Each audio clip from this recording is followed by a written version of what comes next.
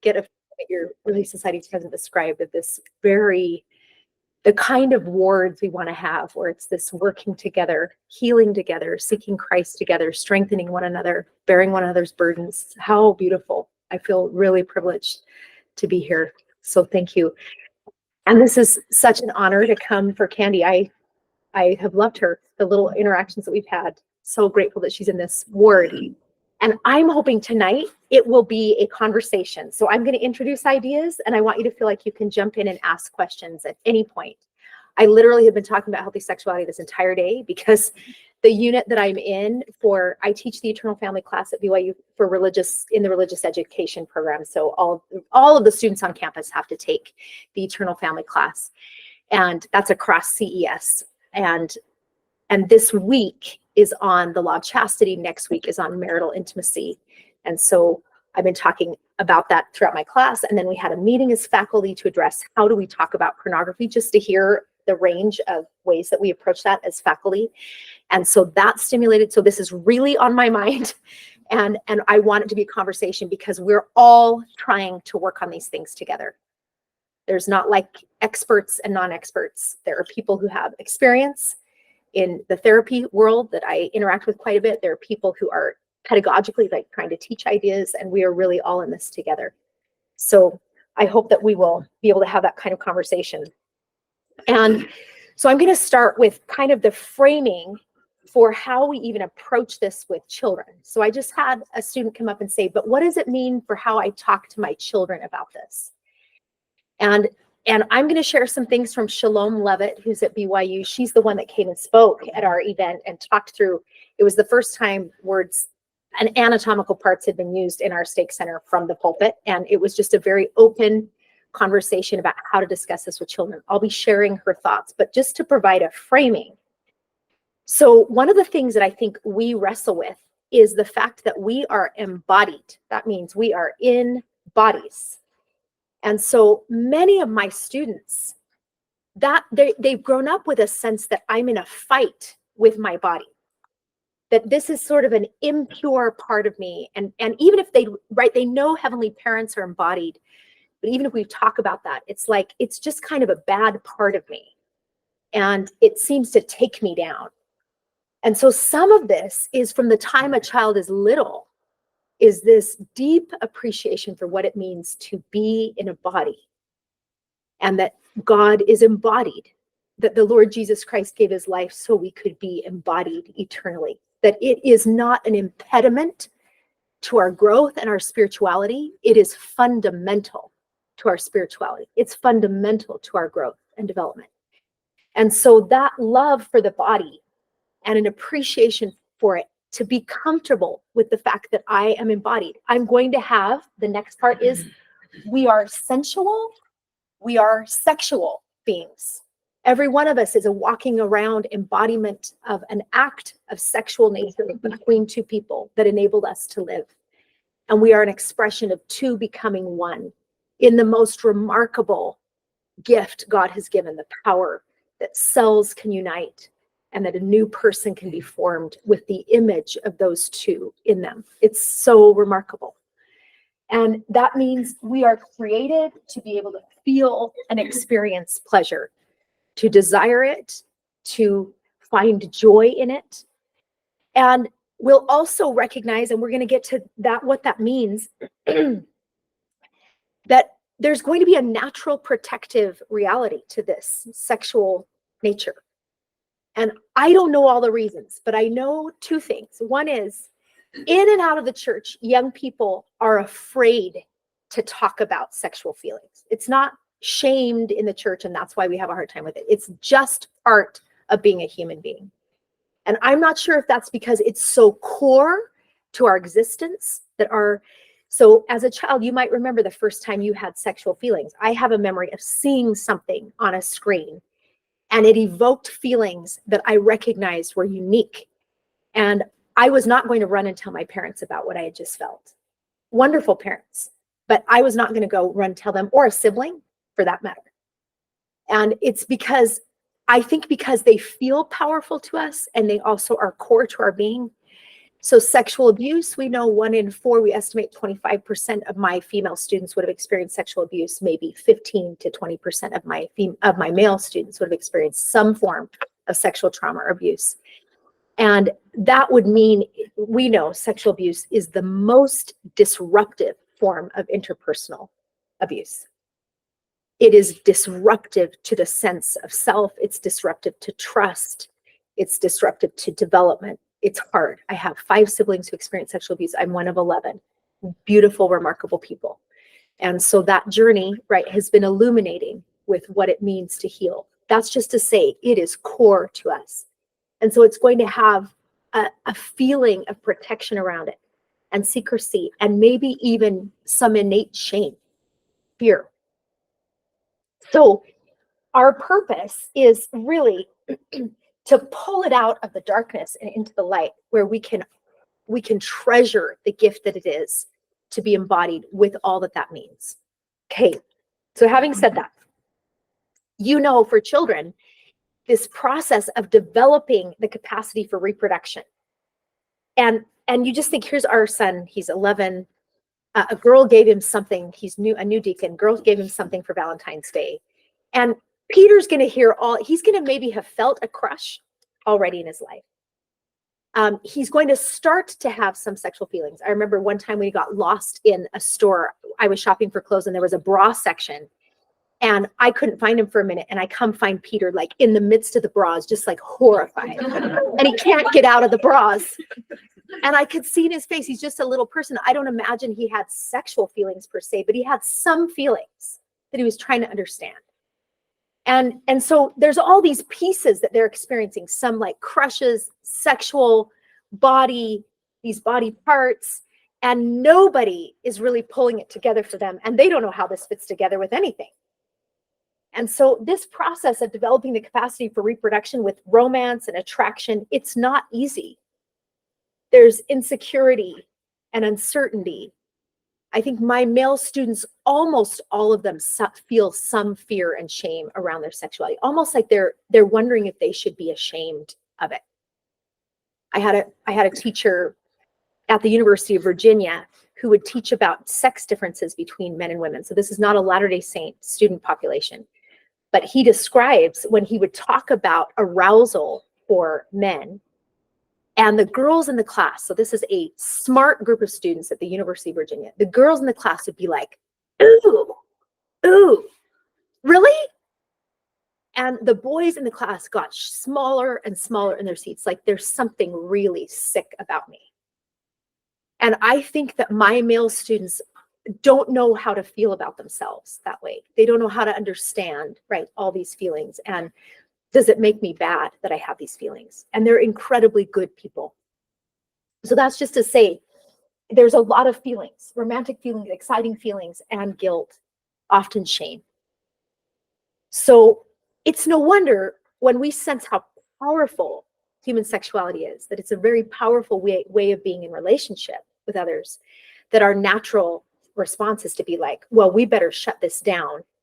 And so naturally our children and our youth map fear. They think there must be something really, really scary about this thing. And then we'll tell them it's awful, it's dirty, it's sick, and save it for someone you love dearly, right? You love deeply, and reserve it for that sacred place. And those are really confusing messages to get. They make sense when we think about the power of it and why we would respond that way, but they're difficult to sort out. So I think often people say, try your best to keep fear in a separate conversation. Like the fear piece gets to be in a different place. That means as we're talking about sexuality, we often blend, this is what to do when someone abuses you or tries to abuse you, and this is happy, romantic, sexual relationship. And in many ways, we need to keep them separate so that the fear is not mixed with what it means to be embodied and this gift of sexuality. And so the other remarkable thing is that sexual development, I think for boys, there's no question this is true. It can be a powerful catalyst for growth and development. We think of it as kind of compartmentalized in this body, but in many ways, it's a deep motivation, a motivation to achieve, a motivation to become, a motivation to develop. And so accomplishments out of that energy in adolescence, young adulthood, that's powerful. So this is interesting. There's no question in the broader culture, and I'm a family scientist, so study these different things. We are worried about what we call the languishing of men. Tori knows this well. Our men are, we used to worry, as we should have, in the 1970s, the women's rate of achievement academically was behind men, right? Women couldn't get into schools. That has actually reversed, only it is women ahead of men in terms of achievement in school, getting degrees, graduate degrees. And we have a growing percentage of working age men who are neither working nor going to school. We've never seen that in the history of the United States. No one knows what to do with it. And so in this trying to unpack why are men languishing, and it's not you, it's our lower educated men especially, there's no question sex is playing a role. So Mark Regnerus writes a book called Cheap Sex, and he'll say the availability of sex has almost enervated, removed the energy out of men. They are no longer needed to provide. They have that clear sense, like nobody needs me economically. And I can get sex at will. It's very cheap. There's no one telling me if you want to engage sexually with me, you need to be marriageable, which means you need to be a decent person who can provide and someone I can rely on. That is no longer the case. And it has sucked the life out of men. So there's no question sex plays a role in our development. And when it is bound within the beautiful framing that God has given us for it to be expressed, it facilitates growth, development, oneness. So this just means that in order to appreciate the embodied reality, there has to be less fear, less shame, and more mindfulness about what it means to be embodied. So a young man, what does it feel like to have sexual feelings? What do those urges actually feel like?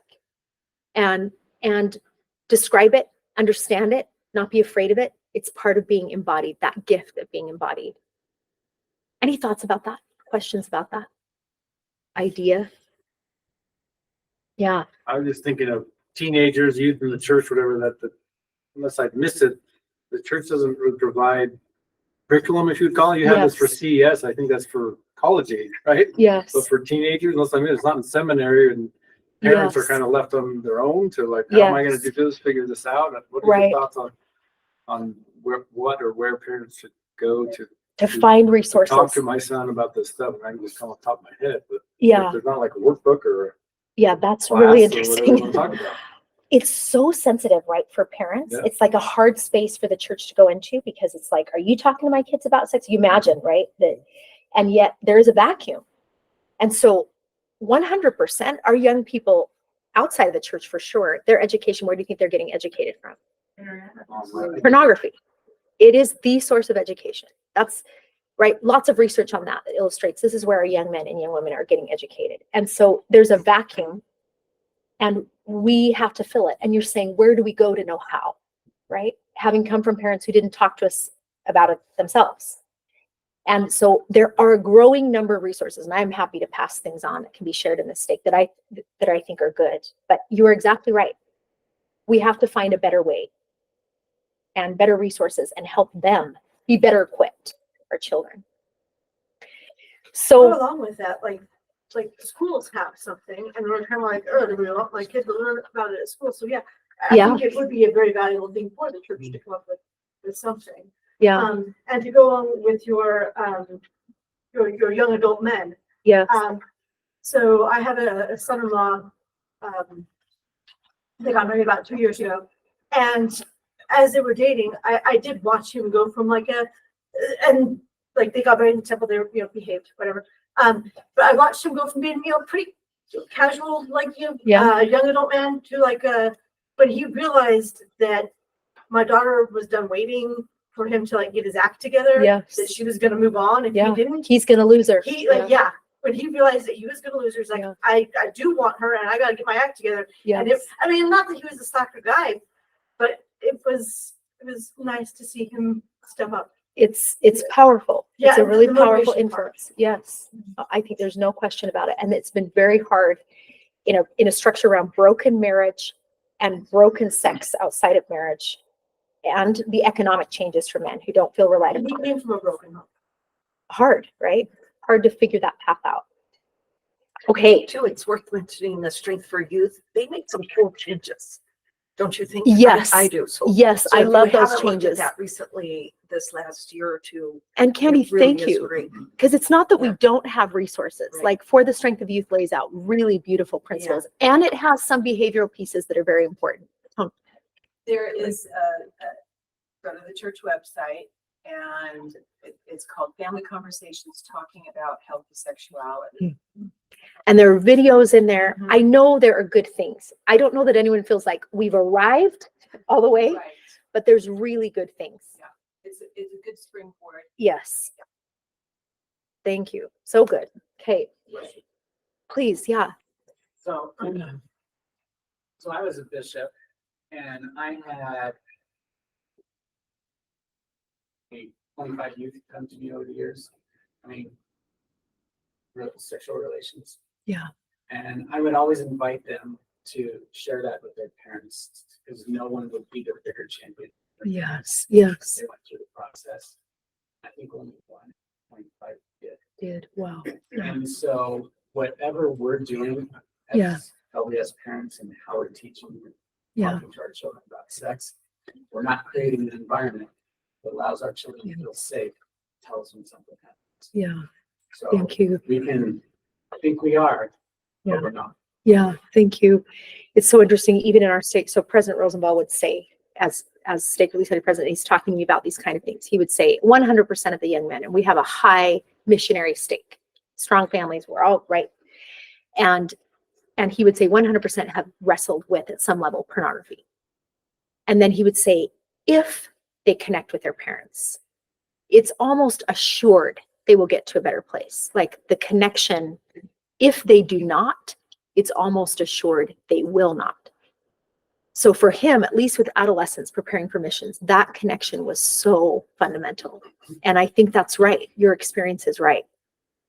So how do we encourage that? And I would just say, even in our stake where we had this wonderful couple that talked to us, super open. They had like 5 boys. They talked about everything, like maybe uncomfortably open for some of us, right? Really, really open family, loving, funny, all of it. And even their boys would say, Mom, I didn't tell you about that. I wouldn't tell you about that. It tells you how difficult it is for us. And so it takes more than, right? And that's why I think she'll say, this is work from Shalom Levitt, and it's going to be too small, but I just want to tell you the parts of it are sexual development, emotional development, and physical development. So there's like 3 dimensions that are going on for a child. There's their understanding about sexuality that begins like with body parts when they're young. And we know we're more inclined to name body parts for boys. We're less inclined to name body parts for girls. Girls grow up without.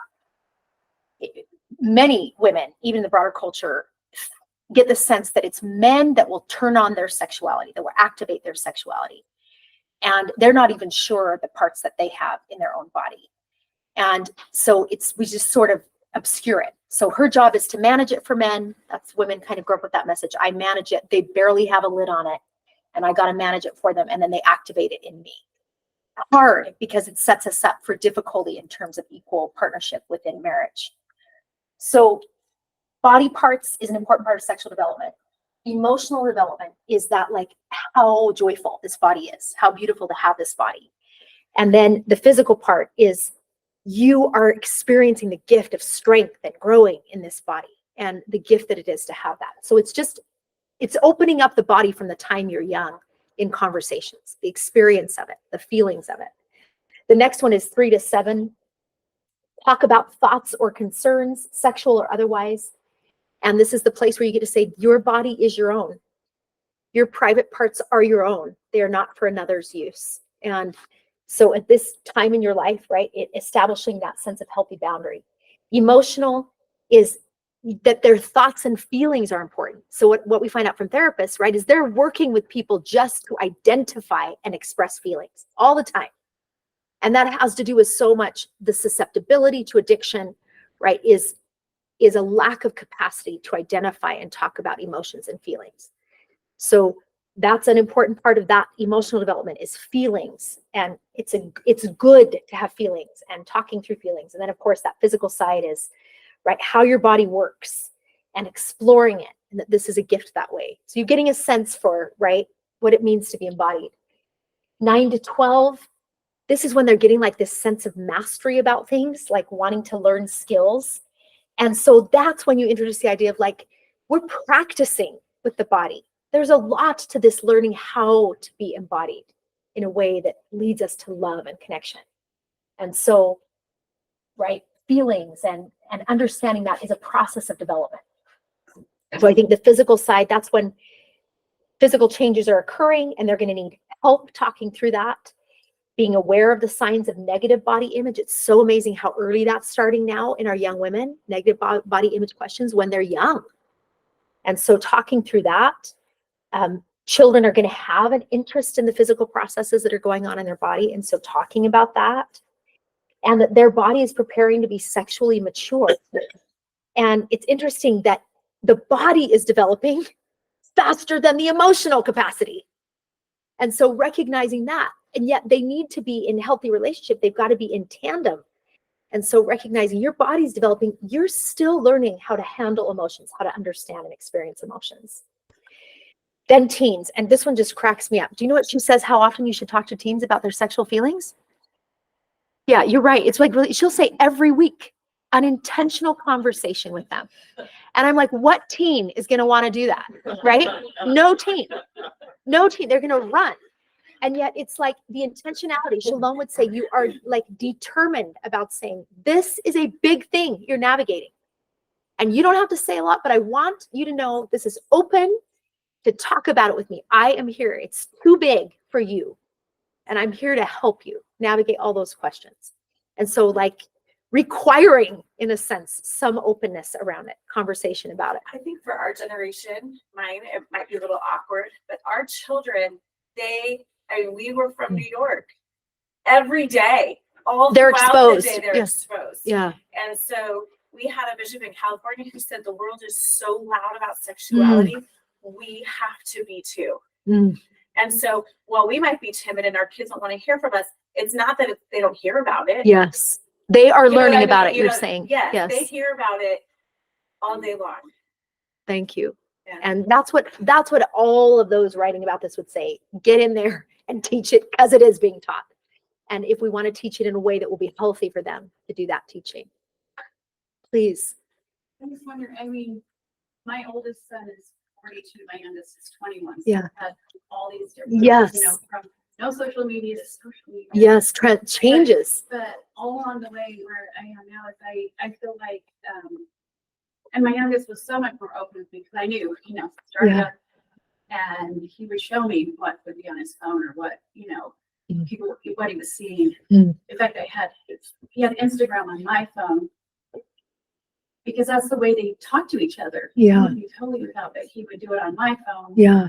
So he wanted to be protected. He was a little more open about things like this. Yeah. But the thing that got the most in the way every time was, I think if you have a kid that is so scared if they tell their parents, okay, you have to go to the bishop and be shamed, and you can't take the sacrament. Yes. You know, and There's so all these they consequences. dive deep, Yeah. and so even that was so difficult to manage. I would rather just me handle it. Right. Right. My husband and I, we got this. Yeah. And I wish, Yeah. or maybe the church is moving that way. Yeah. But especially with young boys, you know, girls too, but you know, having the fear to have to talk to a bishop about masturbation or pornography and stuff dives them deep, and they don't want to let anybody know because they're going to be shamed if they can't take the sacrament. They don't get promoted as a deacon. Well, this boy's waiting for 3 months.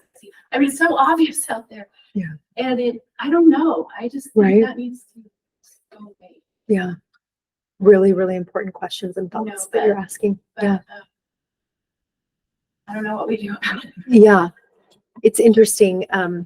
I think there's a range, obviously, in bishops, just their own, right, which is God working with human beings, right, their own preparation for it. I feel like I'm around people who are developed that way and would be a gift to a child. But I also can understand, right, these really significant questions. And I think people have had very painful experiences trying to figure that out. And I'm Yeah. not saying they've all gone bad. No, yeah, just but there's a even reality. Wondering if it might go bad. Yes. Yeah. Dives to the teachers about what is, Yeah. because they know people that have gone bad. Right. Yeah. There's just so much to this openness that needs to happen. Yeah.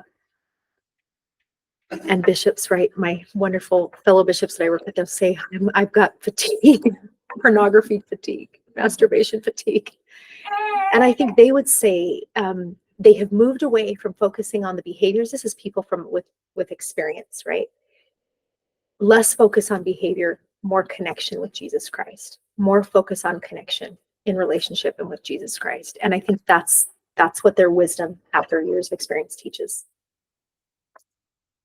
Okay. So here's Shalom's email, and I'm happy to pass off some of these things. And this is a book, it's in a book called How to Talk to Your Kids About Sex that Deseret Book sells. Shalom and Jason Carroll and some other really bright people, I think. I think Jennifer Finlayson 5 has some really good resources, How to Talk to Children About Sex. Really, really good. I appreciate her approach. And then there's a couple of books at Deseret Book that are both good as well. And that's going to take us into just pornography briefly. So Alyssa Brown, who's done some work at BYU on this, she describes this. I think it's powerful. Sexuality doesn't have to be scary. This is our objective with children. And they don't need to run from it. Invite them, and this is the mindfulness part that people are coming to, mindfulness in a body, to breathe deep, acknowledge the sensations they feel, reaffirm that these feelings are God-given. Do they know what triggered these feelings? Was it spontaneous? What do they want to do because of them? And that a non-judgmental awareness and acceptance enhances the individual's ability to act more intentionally instead of reactively to what they feel. Your children can learn to be agentive, right? Have agency in response to sexual desire and bridle their passions. But it takes awareness. It takes pulling it out of the darkness and out of secrecy and a sense of mindfulness about what it means to be embodied. This is our goal. Not easy, our goal. So I know what we're trying to do with our youth. And this is for the strength of youth. The whole orientation has moved away from a list of behaviors that then I comply to or I rebel against. So when we had, right, presumed honor code changes at BYU, it was fascinating to come to class and see which camp everybody was in. Some were like really enthusiastic, right? That they came pierced and tattooed and excited about that. And others are like, we're going crazy on this campus. What's going on, right? And to see where we are developmentally. Are we in a place of compliance? Are we in a place of rebellion? Or are we in a place of integrity, grounded in truth and principles? And we're trying to help our children get to that place. Moving beyond conformity and compliance to the list of behaviors to taking responsibility for themselves and not putting it at the feet of others. And that is not an easy thing to do as a parent, right? It's like driving a stick shift. It's completely like, if you have experience with stick shift, you let up on the clutch too fast, it stalls. You gas it and you don't have the clutch off and it's going to rev. And there's this remarkable, beautiful process of timing where you let up, you give more of that direction to them, and you allow for more of that decision-making, but you have to do it at the right time. And it takes the Holy Ghost to help us. But no matter what research shows, it'll show there's power in cocooning, protecting children. There's power in giving them deference, letting to choose. Do you know what it says? Parents differ in the way they do. Some of us are more protective. Some of us are more agency-oriented. It will say what matters the most is how we're teaching across both of those things. If we're cocooning, if we're protecting them for things, are we talking about it? If we're giving them deference and choice-making in it, are we talking to them about it, reasoning about it? So that's increasing awareness rather than being controlled by impulses and habits, acting and not being acted upon. So I love how with just recognizing anything that's pleasurable can interfere with joy. Ideas on something that's pleasurable that you might like, food, dessert, right? All of these things that, right? And anything that's pleasurable can interfere with joy. Does that mean we shouldn't have it? ever. No, it means, just as President Roosevelt would say, in the temple, we learn God has set bounds around the use of pleasure and the experience of pleasure. He obviously believes in pleasure, that it's good. And there are bounds around it to enable us to experience the fullness of what it has to offer. So I love, it's really helpful for students, especially male students, to figure out the difference between lust and sexual feelings. Many of them have fear that, like, all my sexual feelings are lust. I clearly have a problem. And getting clear about lust is not sexual desire. Lust is self-serving sexual desire. And it's using someone else for my own gratification. And we all can do that with one another. I can do that with my children, use them in some way for myself. And so God is helping us learn what it means to love and be in relationship by helping us understand how to not use one another, how to relate in truth to one another. So just quick, I always talk to students about gender as well, and that we've already referenced this, but they can grow up with the sense that sexuality belongs to men. Women accommodate it and manage it for men, and men are barely handling it. And so women better get serious about managing that for them. We talk to men about desire, being actors. We talk to women about being acted upon, about desirability. And so interesting that in the broader culture, this writer for the New York Times, who's done lots of research interviewing young men and young women, she'll say in her interviews with young men, right, there's a lot of problematic sexual messaging about women's availability. If they're learning everything from pornography, there's problematic messaging going on. And so them getting clear about when there's consent is really, really difficult. But on the other hand, girls, she'll say, no one ever talks to them about their sexuality. So they're servicing. Oral sex is a very common thing. They're servicing men. And the way she would say it is they're never receiving anything themselves. They grew up with this sense that what I do is accommodate. And this is a secular kind of mindset. It's not healthy for women to be doing that anywhere, right? But appreciating that across the culture, we talk to men about being the actors, we talk to women about being acted upon, and it's hard for them to develop an understanding of their own sexuality in that realm. So women will push down their own sexuality and then be hyper attuned to managing it among men. So lots of times you'll have girls, one who told me, right, the guy's hugging her and he touches her in her language on the butt. It was uncomfortable for her. Do you think she's going to say anything to him? No way. And the whole time she's going to be thinking, maybe I'm making too big of a deal about this. Gaslighting herself about her own feelings. And so helping people, helping our women tune in, acknowledge, honor their feelings and their experience, and be unafraid to set boundaries. Now, I don't think this boy's bad. I think he's been like, he's probably just been paying attention to the culture and is doing what he thinks. But it doesn't change that is uncomfortable and inappropriate for her. So that can be a challenge, our gender stuff. When I think, what helps is the idea that she also has sexuality to bring to that relationship. So she has agency around it. It's not like, oh, I don't want to partake or be involved. Yes. It's like, I get to make decisions about how we interact sexually too. Yes. Can And be so beautiful as an equal. As an equal. And so I think inviting our daughters and ourselves to realize that I have the capacity for sexuality as much as my husband. Yes. And we can be equal in this party instead of me feel that I have to put out or I have to keep him happy. Yep. And it's just a really simple mindset, but if you can get there or help our children to get there, it allows more agency for both parties. So then the boys don't feel like they're so awful because they have equal partners talking about how do we want to do this? Yep. I think so well described. That's what I would say. Right. And it begins when they're young, having that understanding. Right. So you could give the messages about what are the distortions in the broader culture around sexuality. And you could give 100 of them, right?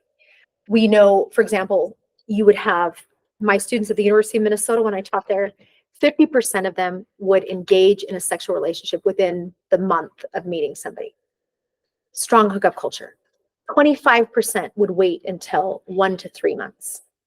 So we would say there's a recreational ethic around sexuality and there's a relational ethic, but it's kind of, I'm going to test it out. We're going to see if there's sexual chemistry to see if this is a good thing that's workable for us. And God is offering us something so much more than that cultural way of seeing relationships. So there's lots of challenges in the broader culture with the way sexuality is talked about, and the Lord is offering something so beautiful. So that leads to modesty, and you might have feelings about how you were taught about modesty. I think we have moved away from a focus on specific clothings and lines, and rightfully so, are getting at an integrity, clarity with myself perspective. And that means girls figuring out why I'm wearing what I'm wearing. What is my intention behind what I'm wearing? And if we're in a space where we're trying to extract, I think this is powerful, extract attention and validation from others, it's not a place of self-respect and integrity. It's natural in a world where women are ubiquitously sexualized, but it's really getting clear about why am I wearing what I'm wearing? Am I trying to extract something from others? Am I respecting my body and the body of others? So I have students now, since honor code is a little bit different, I'll have some show up like without anything on their shoulder. And it's always sort of startling because it's bringing in a sexual energy into the room that's not the appropriate place for that sexual energy. And it's not that sexual energy is bad. It's that there is a place for it to be expressed. There is a place for it to be opened up to. And there's places where it's not appropriate. It's not helpful. And so being clear with our young women about what sexual energy I'm bringing to this place and why am I doing that? And so I think it means a lot about not shunning my body. It's not walking around in a sack, and it's not flaunting my body. It's living modestly at peace with my body. And I think when I think about myself, a stake close by, maybe it was your stake, this wonderful stake president gave this description of modesty, and he talked about the Savior who had every good feature, every good trait, every great capacity, and not once did he flaunt it. Not once did he use it to extract attention. And so what it means to be modest, and so it made me think a lot about when I show up teaching my students, what is it I'm trying to get from them in the way that I dress? And thinking through, what does it mean to be modest in the way that I approach things? Now, I have a question. Sorry. Yeah, please. I get kickback from boys and girls alike about something about your opinion on something. So, maybe it's because of some experiences I've had in the past that maybe I'm a little more aware than maybe some other people about. So I realize there could be a just a different awareness about this, and but I feel like, you know, in addition to maybe this, thinking about others around you as well, you're talking about energy, but also knowing how other people think, maybe other genders, things like that. And maybe being considerate of those you're going to be around that day. If you're in your house, you're in your house. But in my personal opinion, I've shared that, you know, I feel like it's important to be thinking about how am I going to be doing something that's going to have other people uncomfortable to have pure thoughts, because there is a natural just reaction that people can have. It's just human nature. And every time I say something like that, they're like, "Oh, but it's not your responsibility to be thinking about how other people react." And I'm just like, well, how is it not? You know what I mean? Right. And I know how some people can struggle, and I just don't feel like that's fair or considerate. But that's just my own opinion. I'm curious what your experience is on that topic. It feels like what happened is we went to a different direction where we said, nobody can tell me what I should wear, right? Because they're responsible for their feelings and thoughts. And it's not responsible. It's not, as you said, respectful. I do have an impact. I do influence the space that I'm in. Otherwise, nothing means anything, right? And so it's just, I think you're right to talk about, I do have an impact, and I have a responsibility to be respectful of the bodies and sexuality of others and my own. And it's not being true. So I remember years ago, there was this conversation about these parades. I don't know what you like in DC, that was women saying, I can wear whatever I want. So they just like do this big parade down the heart of DC in lingerie, right? And the idea was, see, I can do whatever I want and have no, because you're responsible for you. And it's acting in ignorance as if we're the only person on the planet, right? Without people around us. Now, the danger is that we start making women feel responsible for what happens to them, what men do, right? And that's totally inappropriate, right? And it's hard because we have messages that are women managing men's sexuality who barely can handle it. And so I think what happens is this reaction to some of those other problematic distortions that then gets locked into talking about modesty. So I love telling students, this is so interesting about Islamic culture and friends that I have that are Muslim. And, they cover their hair from the time they're like 11. And it's interesting because Jennifer Finlayson Fife describes this. Yeah. Having a woman take off her headdress and the boy that she's dating, it's highly arousing for him. Hair. And this is just to say that modesty is strengthening to sexual intimacy, because what it does is communicate there's specialness to what we share together that's not shared everywhere. So you know what it's like to go to Waikiki and you just see, in my phrase, you see bottoms and bosoms all day, right? And you're wondering, why are all these people sharing everything with me, right? Who am I? And they seem to just want to share it all. And I think recognizing modesty is a beautiful way of protecting, honoring the sexual intimacy that's designed to bring deep connection, deep pleasure, because it's reserving specialness for that. And women are excited about that, right? Helping facilitate that. What about boys? So my male students, I think a lot of them feel shame about their feelings. Nobody's talked to them about that whole journey. Like wet dreams, the whole thing is confusing and complex. And so I'll tell them right off, good men are going to notice feminine beauty. You're wired to notice feminine beauty. Women tend to be wired to feel great sexual satisfaction or joy in being desired. That's kind of how we're wired. And men are wired to notice that beauty, and then it's valuable to recognize those compelling feelings. You are good, you are strong, and you can sit with those feelings. And when there's when that's a really intense in their developmental life, then they're like waves. They will wash over you and they will dissipate. But I want them to know what a gift male sexuality is. I'll tell them, we've been married 2 years. My husband and I got married at 34, so we were older. We get married, and 2 years, and I'm delivering food to somebody around the corner from our house, a couple of blocks. It's 5:30, and I didn't know, but Mike was on his way home. And I don't think I got dressed that day. I was trying to help somebody, and I'm delivering dinner.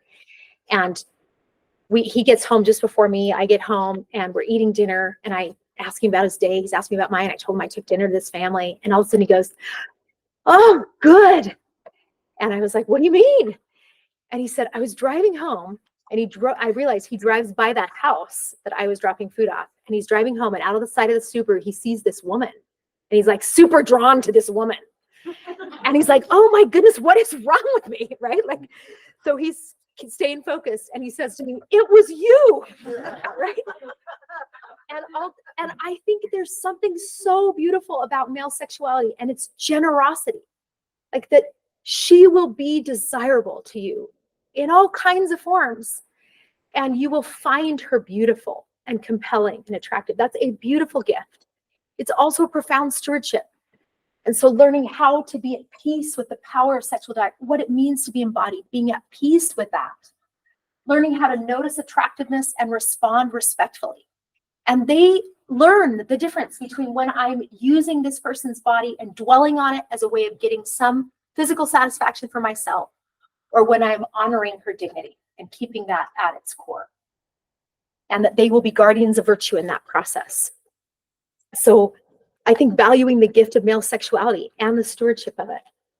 So pornography is a big deal because we have accessibility, 24 hours a day, affordability, and anonymity. And it's like they'll call it the triple A engine, so data shared this morning, 55% of young men 18 to 21 Latter-day Saints use it once a week, at least 35% of young women. So it's common. And so we have got to find ways to help with that journey. And I think you all know this. Individuals can use pornography to distract themselves from unpleasant emotions and reduce their stress quickly. It can provide escape and euphoria to those who feel bored, overwhelmed, distressed, because they can quickly access their sexual response. Self-medicating with pornography may lead individuals to come to rely on it for relief and to struggle to cope without it. And so really, this is about getting clear on why am I doing what I'm doing?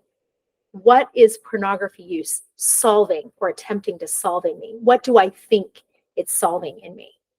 Why am I turning to it to solve that? And so I think President Oakes, we always talk to students about his distinction between never viewed all the way to addicted, and that the response is going to be different based on where you are in that place, or what is needed is going to be different, obviously. So right now there's kind of multi-pronged approach. The addiction response would say that's going to SA meetings or SA Lifeline meetings, and it's recognizing this is something I cannot handle on my own.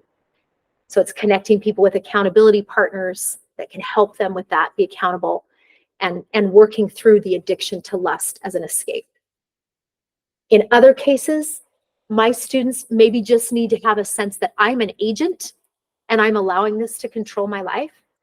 And I got to figure out why I'm doing that and act with a little more intention and agency, developing out of that.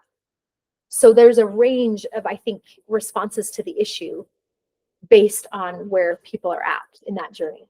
But no question, they need hope and Christ is what we all say. They all need hope. You would know from your experiences. And Christ. We've got this at the same time we see our young people have these high levels of anxiety. Yes. So it's like this perfect storm. Yes. combination. Yes.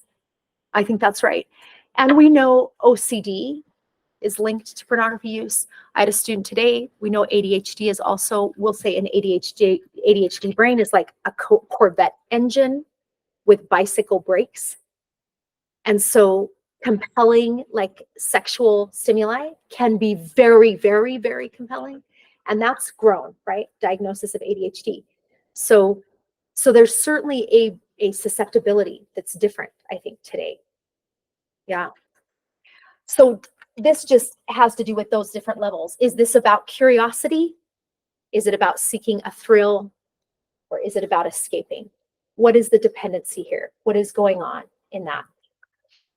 What is causing me to behave in a way that is incongruent with living truthfully?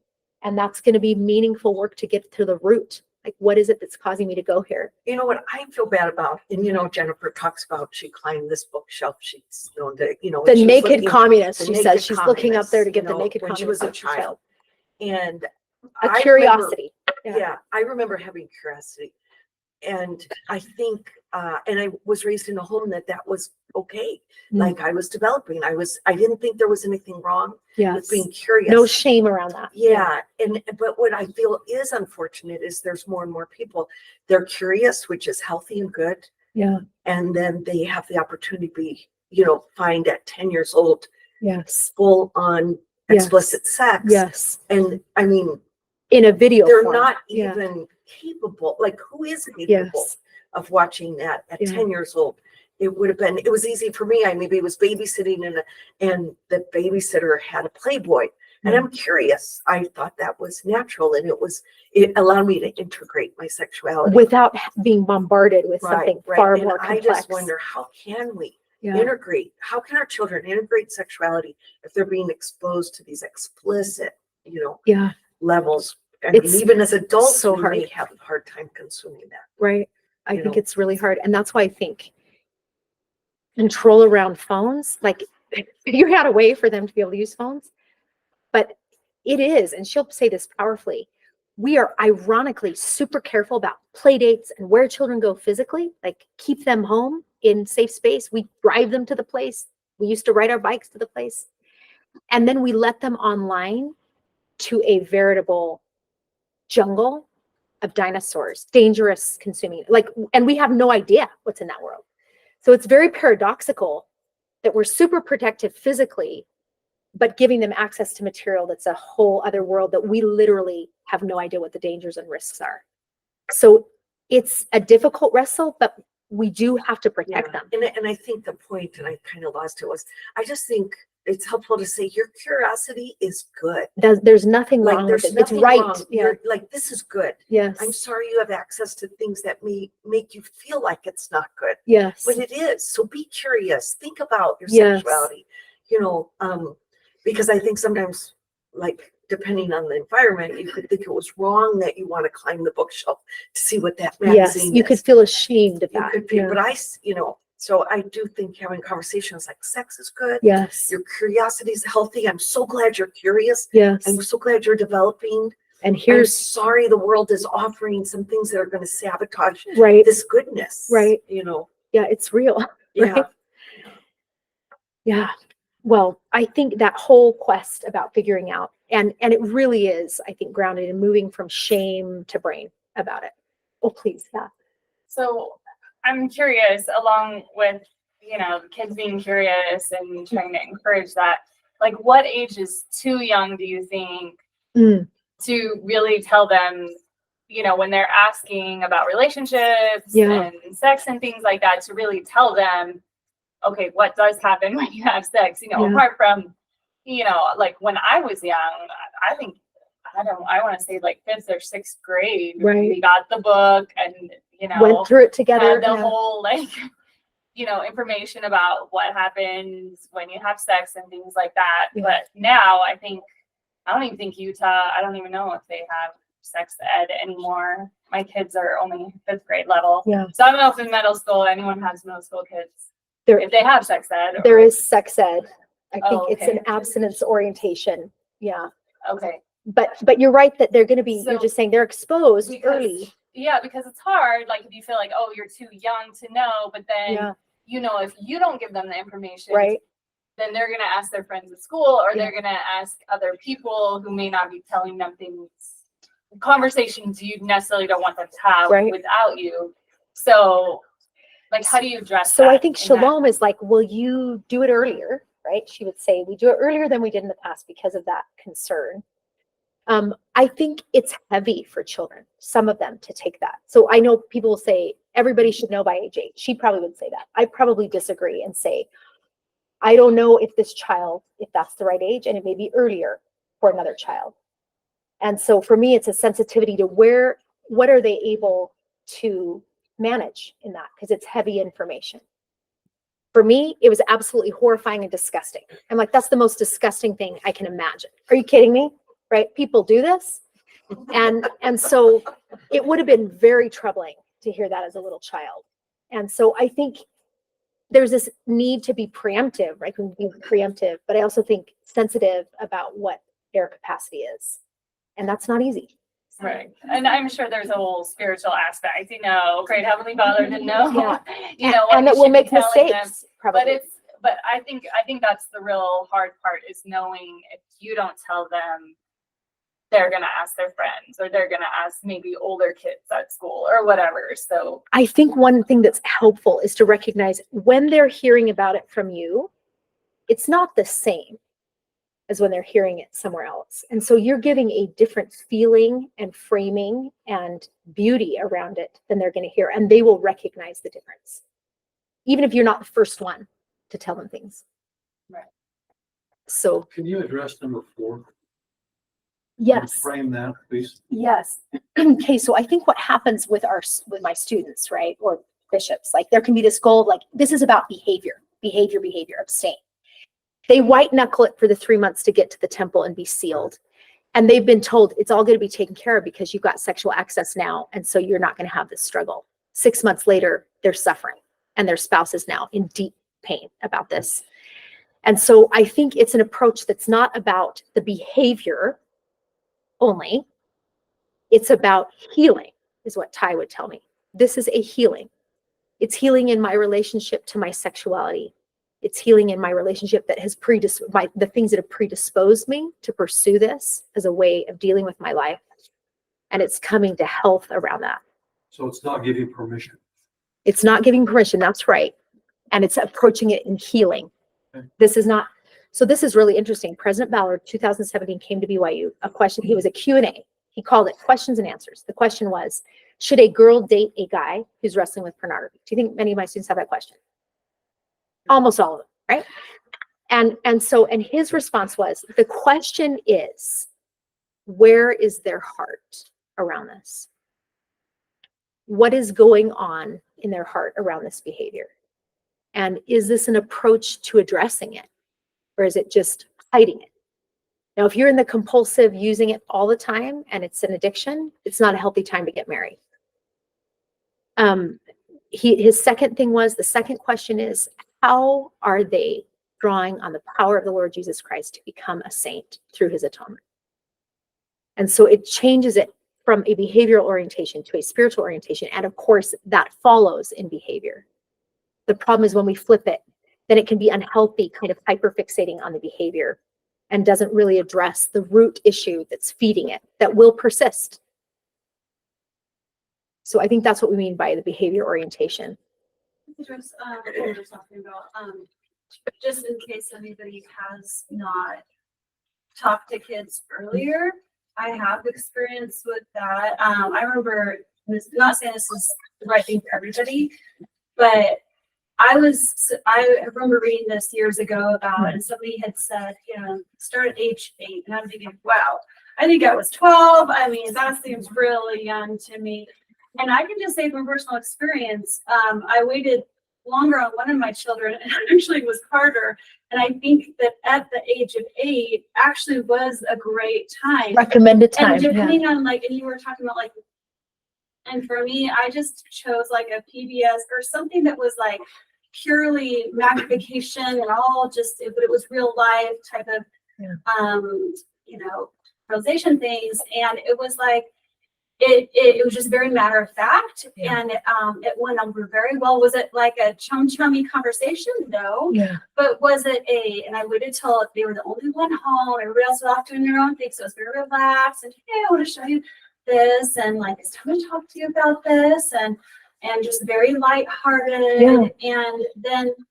And it just went over really well. And I think that then I've had a follow-up conversation later on, given, and I could have had more, but I think that worked really well. So if anybody's worried about that, your children, but I think that actually has been a good thing for me. And you can tie in whatever you want. Maybe this is about appropriate touching and talk, when the conversations they're done, because that's a lot of information.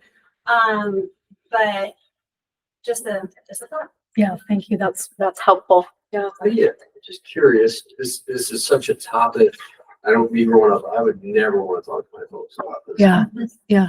So uncomfortable. Just uncomfortable, right? Yeah. As a parent, those stats you gave, Yeah. just ringing in my ears. That it's almost like it's not a matter if your child's going to be pornography, it's when that they're going to be pornography. Yeah, I know it's hard to say that, but it seems like. Do you ask questions like, "Hey, when was the last time you watched pornography?" Yeah. Or, Yeah, just assuming that you are. Say, yes, Yeah. yeah. Yeah. Let him say, "Whoa, I've never done that." Say, "When was the last time?" I mean, how do you start the dialogue Right. to get them not feeling ashamed? Not, they gotta feel loved. If Yeah. you're not bringing the light of Christ to them, where they Yes. want to follow Christ and connect with Christ. Yeah. I mean, what a wonderful, this is almost a great opportunity. Isn't to that apply beautiful? the atonement, Yeah. change them. Yeah. So But powerful. you have to start the conversation. Any thoughts on how to get just the dialogue going? Yeah. It's just good.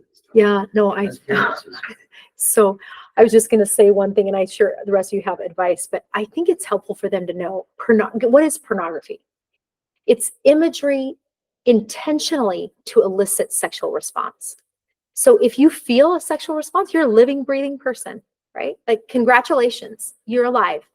And so it's there will be that feeling, and it's very compelling physiologically. It's really desirable physiologically. And so it's almost like I would expect you to pursue it at some point, right? And that would be natural and normal. This is why you might not want to, right? And thinking through that. And so I think you're right, like starting the conversation and then continuing the conversation with the assumption that this is going to elicit very powerful feelings and it's going to be very compelling. So it would be natural to pursue it. This is why it's harmful to you, and it's not actually what will answer the yearnings in your heart. And if you can approach it from the basis of the I, my experience has been. Yeah. Then that tends to deflate, Yes. Especially the shame aspect. Yes. You get me. It's like, you get me. You know, I walked, right? You know where I'm walking. You understand this. There's another hand, I think. So I was addicted to pornography 5 years. One of the hardest things. Such a painful thing, right? Apparently, apparently I was told that, you know, that it's like easy to get off cocaine. And it's going up there. I never had cocaine, but boy. And I had just a few experiences. I remember when I was in the singles ward, and Bishop got up and he was talking about giving this state of the, you know, you have like President of the State, the Union address. And Bishop was doing the state of the ward, yeah. It was really cool. How many got married? How many do this and that? Then he just paused and he said, I will submit to you that every man within the sound of my voice, every man in the sound of my voice in this ward is addicted to pornography in some way, shape, or form. And just silence. And I remember a couple of my friends were like laughing, you know, and stuff like that. And I just remember this is a singles ward. This is a singles ward.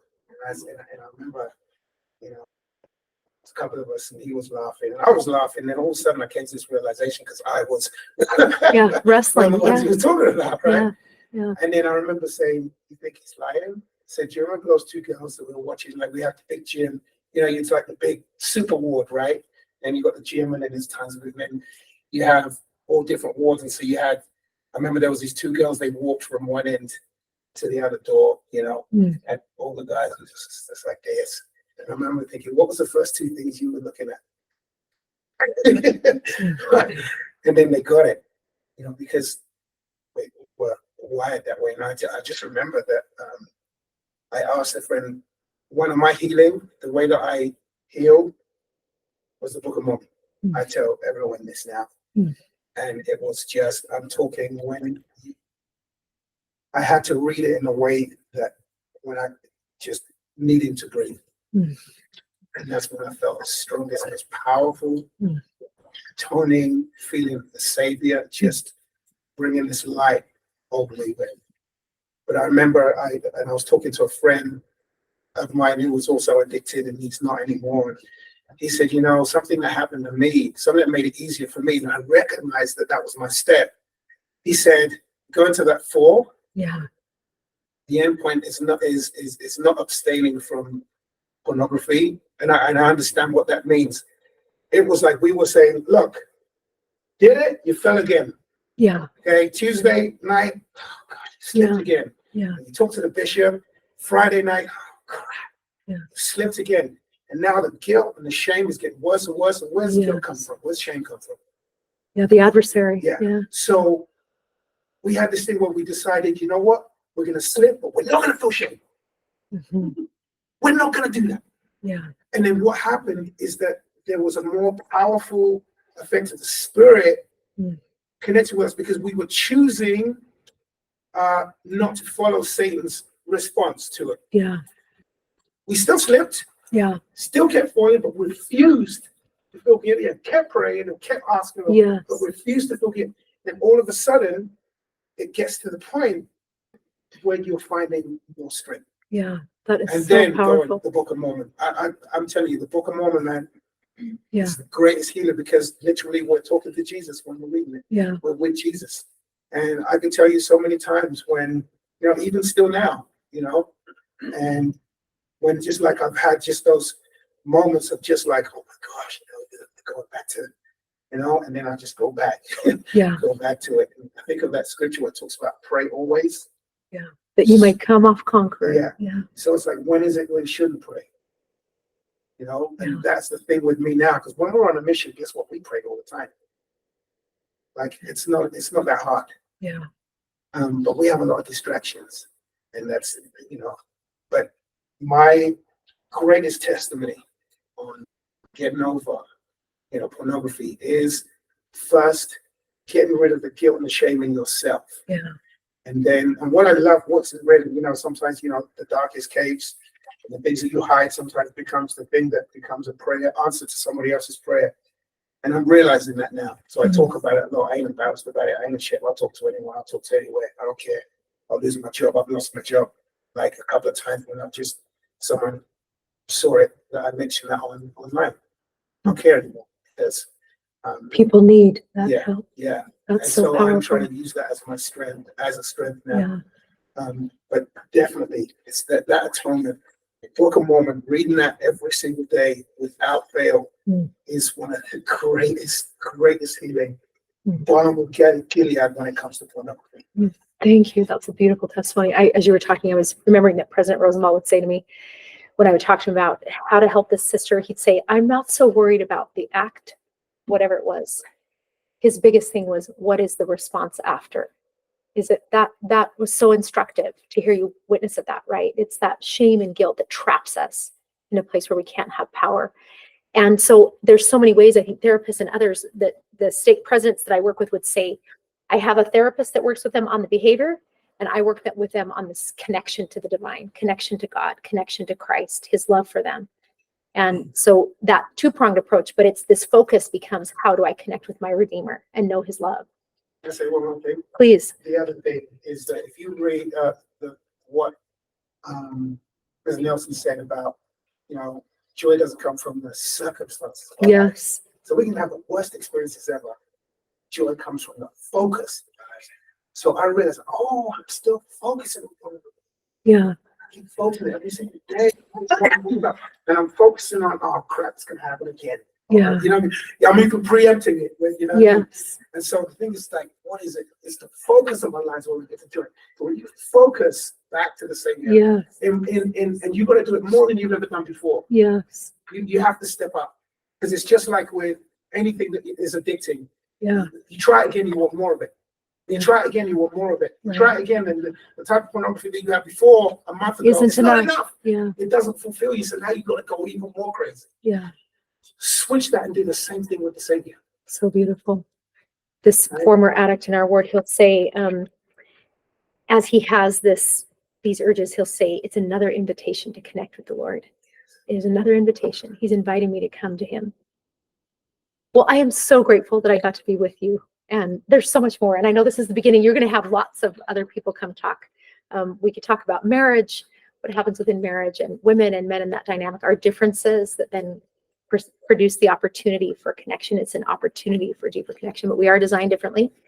And it's really easy for us to get in that space of either accommodating what someone wants or pressuring what they want or withdrawing. And that removes us from a place of what sexual connection is intended to create, which is greater and greater intimacy. That's a whole other discussion, but powerful to get started, right? Yeah.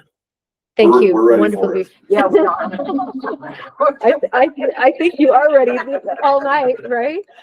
I'll just say, maybe just quick, right? That we know within marriage that the sexual nature is multidimensional. There's a spiritual aspect to it, like what it means.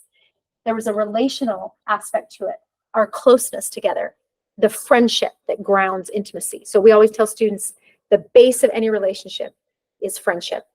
And then there's affection, and then there's passion after that marital experience.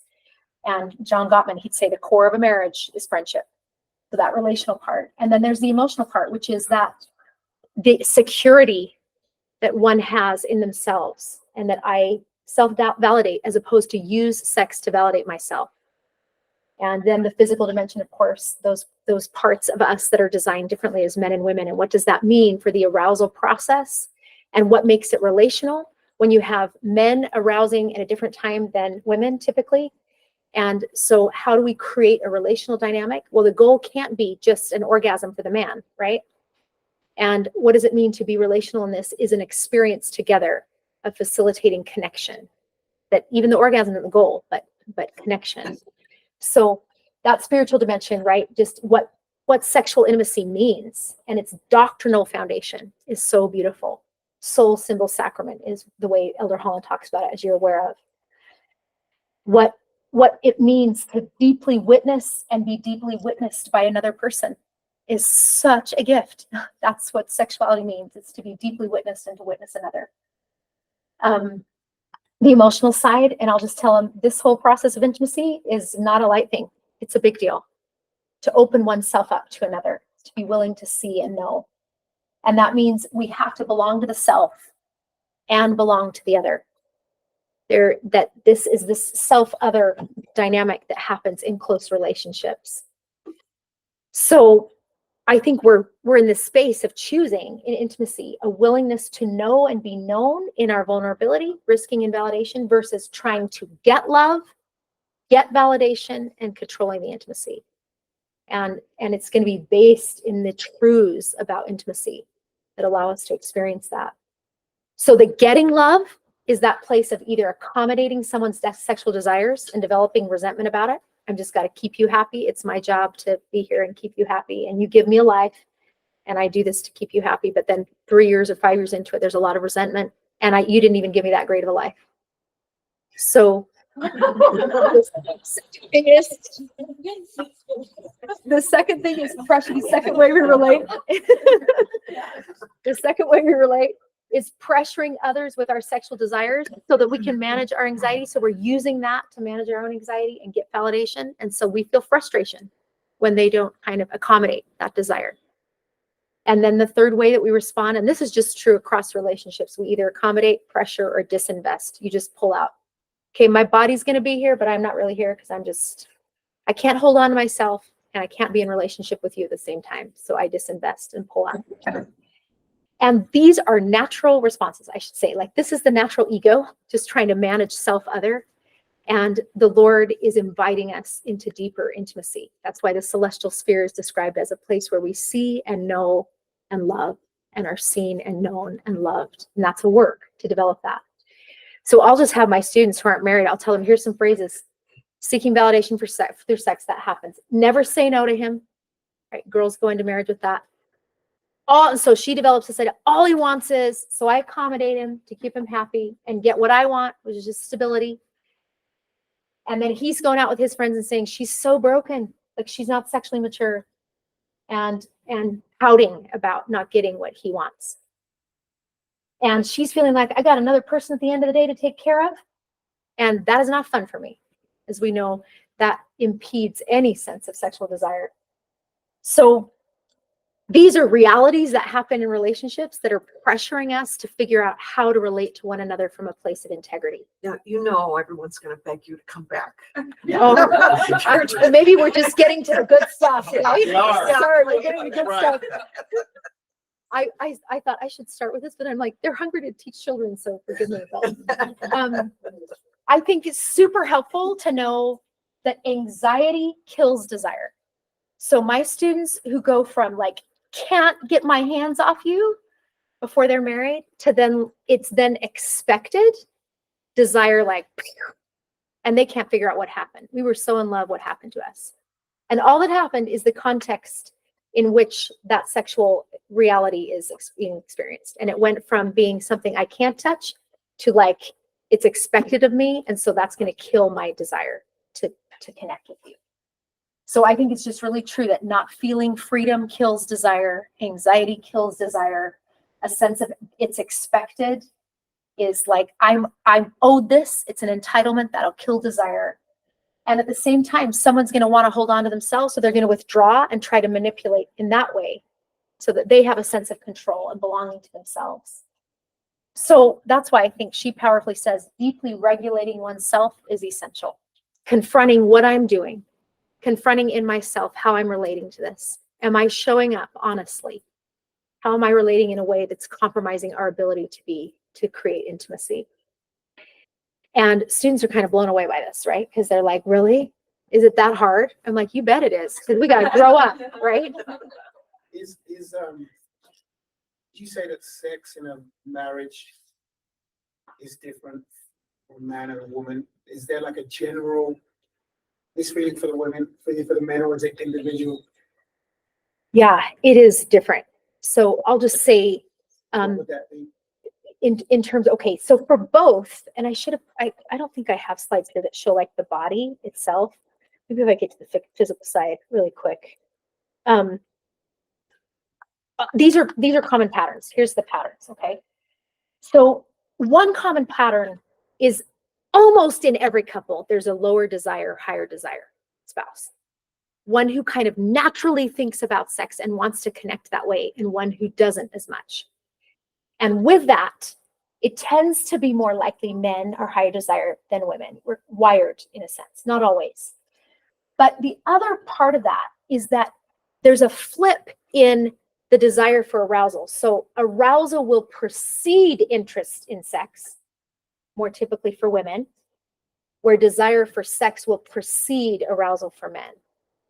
And I'm not kidding you, when I put up the differences for students, they are literally opposites. And you might be wondering, what in the heck is that about? Like, isn't this about connection? And yet we are opposites. And yet, intimacy is built through coming out of oneself into another, right? A willingness to come out of oneself and come into a space to connect with the other. There would be no intimacy without that difference. So the pace of arousal, a wife can be up to 10 times longer. And so that means we have to think about this whole thing in a relational way, right? This will be his line of arousal, for example, and her line is going to be very different. And so in this connection together, how do we facilitate it? And 100%, the body part that women depend upon in order for arousal to happen is, the name? The clitoris. Yeah, there is no other. She doesn't have wiring in the vaginal canal for sexual, we're not wired to experience sexual arousal in the vagina. There is one part of the body. And it has the same number of nerve endings as the penis, the clitoris does, in a very small amount of space, same number of nerve endings. So I think Jennifer Finlayson's right in saying women have greater capacity for sexual fulfillment than men do. We have greater capacity for that, but it's going to happen in a different pacing. And so the relational connection is what's so powerful in creating sexual fulfillment. Can I say something I think might be a question that other people might be interested Yeah. as well, but it's something I'm curious about. I know somebody who you talked about lower, higher desire. This person has a lot less desire, and it's harder for them to maybe come to a climax. And the other person is a lot higher desire and probably much easier. Yeah. This person, says, women, you just need to. That's just what you've got to do. Yeah. Force yourself to do it. this. Yeah. That's just what he needs, that kind of thing. And I'm curious what you would say, how you would manage in a LDS, way, when you have two people that, love each other and they want to make it work, but they have those big differences. Yeah. How would, I do believe they are, they're happy, but it is a frustration for her. Yeah. I can sense. Yeah. And I'm sure they're doing the best they can. Right. But is there a better way to navigate that? Yeah. So I'll just say what I think right off. That I think women, first of all, expectation kills desire, anxiety kills desire. It's like a perfect storm to kill the experience of desire. So that has to be addressed. There has to be a sense of freedom. There has to be a sense of acceptance of one's body as it is, and in order for desire to even be able to happen. So it's like at the gate, you're doomed because the whole thing's fraught with expectation, anxiety, and I've got a problematic body. So there has to be a way to connect with one's body and facilitate the experience of desire, which only happens in a space of freedom and deep friendship. So we'll tell students, you build a relationship, the base of it is friendship, then affectionate intimacy, then passionate intimacy. That's absolutely true in marriage as well. Like it is grounded in friendship. So I think roughly we might say women tend to struggle with desire, partly because of the way we grow up, kind of sublimating desire. Our life is about, right, helping others. And we might not even know what our own desires are. And so part of it is getting to the heart of that desire for women itself. The other part is like expectation, anxiety, my body's a problem is going to absolutely kill desire. So it's taking a lot more time in the experience. And your body is not a problem. There's not something wrong with you or broken with you. You are designed beautifully. And it needs to feel free to come out, free to express itself. I feel like God created this situation where we have to come to a happy medium. We have to see and understand men and how they work. And right. Men have to work to see and understand how. I think that's right. Yep. And that means recognizing women probably have to work on desire and valuing sexual intimacy, right? Where men need to value the relational connection and the freedom that facilitates that. And it pushes us to grow up a lot. All of you, this may be too much information. Sorry. This is the place. He's like, can I leave now? I am so excited right now. Finally. The perimenopausal stage, and I went to the doctor, and because I was just a mess, you know, and he does a blood test, and he's like, man, your hormones and your testosterone, because women, you have testosterone. Yep. And he goes, it is just in the basement. And so he prescribed a little bit. Yeah. Some. Yeah. And it's like my body went, oh, testosterone, make some more. And lots of testosterone. And I was like, oh my gosh. Yeah. I know what it's like to be a guy. All of a sudden. It was illuminating. Yeah, that's so interesting. Yeah. To have an appreciation for, a compassion for that journey. I thought every man who is faithful to his wife should get a medal. This is a big deal. Well, I hope that is helpful to share a little bit about that. And thank you. So grateful to be with you. Blessings to us, right, in this mortal journey of embodiment. I just want to say one last thing. I believe so deeply that the Lord Jesus Christ is our greatest friend in this journey of coming to understand our embodiment and to bring connection. He is the great at-one-ment. And his whole work, the whole divine plan, is to enable us to be in deep, intimate relationships eternally. That's what heaven is. And so his whole work is to enable that process in us, the growth and development that is, and he will never stop working with us in it. And I am so grateful. And I leave that testimony in the name of Jesus Christ. Amen. Well, thank you so much, Jeanette. And I think, do you guys want to clap for her? Thank you.